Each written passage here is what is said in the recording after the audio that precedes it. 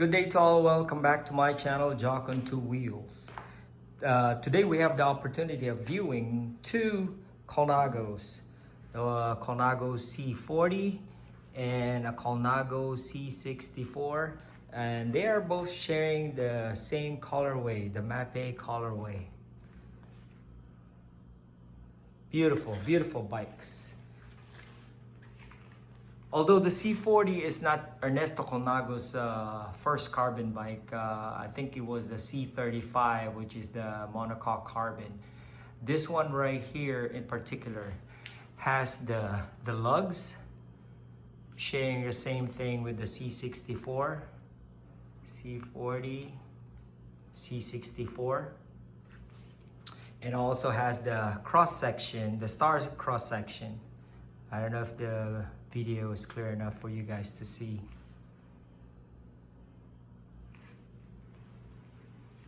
All right, the C40 was first produced in 1994, and for about 10 years, it was produced for 10 years. The C40 marks the 40th anniversary of Ernesto Colnago from 1954 to 1994. According to some articles, these are very stiff and very durable, as it was tested in the Paris-Roubaix for a 31-year-old bike, and it's still being used outside. I guess durability is is right there, you know.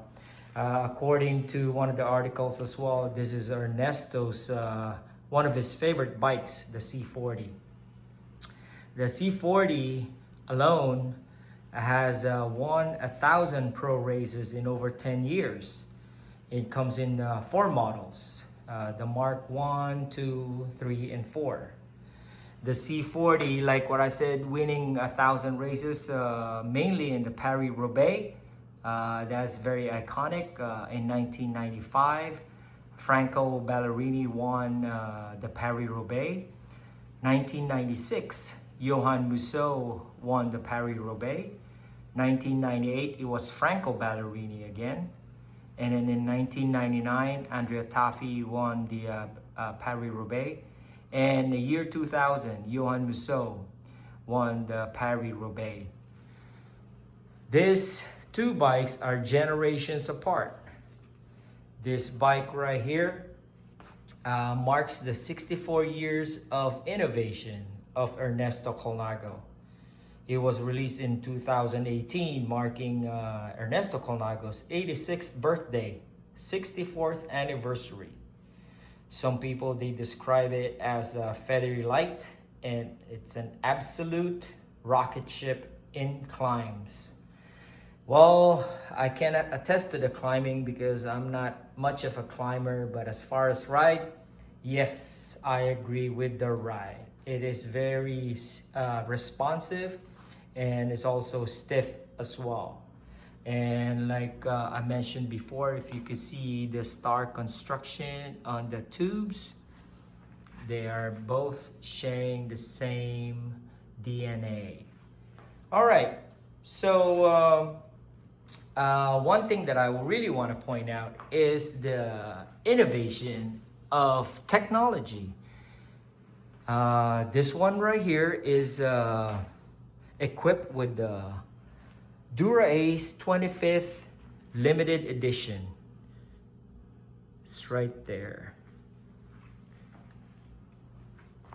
See, the cranks has the marks of 25th anniversary as well, and the rear derailleur. They're using 8-speed back then. See, even the brake calipers has the 25 mark in it. And this one is actually using the Evolution Ambrosio aluminum wheels. Going to the C64, this one is equipped with the Campagnolo 11 speed with a big cog sprockets. We have 1132 in the back, and this is electronic. One funny thing I mentioned, I've noticed, is back then they just used the regular. I would say this is the marker, or the where you see your gears, are in analog. See, this is very simple. You have the simple speedometer, and then you have the magnet right here. You know, when the wheels turn, you have the sensor, and then it brings it, you know, the data to the speedometer right here. And you can tell what gear you're on by this little device right here. It had this one actually moves from left to right, right to left, depending on how you're shifting. It has like 8 notches corresponding to the 8 gears that you have in the back. Right here. So if you move your gears, you know, up and down, it will indicate it right here. Now fast forward in the future, you have the digital one. This one right here, it shows what gear I'm using in the front, which is 34, and I'm using 17 in the back. That's pretty impressive as far as the evolution is concerned. So whenever you shift your front derailleur or your rear derailleur, it actually will show in your computer if it's rigged to show this data right here. What gear combo you're using. Some people, I guess they don't need that. They don't need to know where they're at, but depending on how they feel on the climbs, on the flats. So to each his own.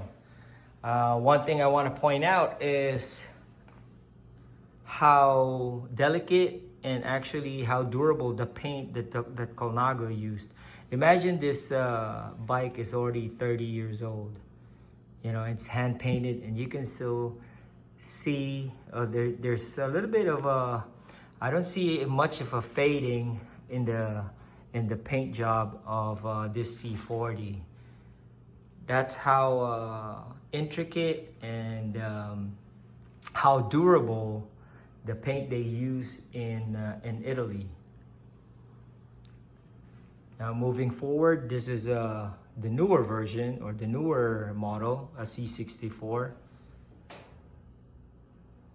And it's also hand painted in Italy. But if you look close, man, you could hardly see any difference as far as like the paint quality is just superb. So for those who owns the C64, tell me how it rides.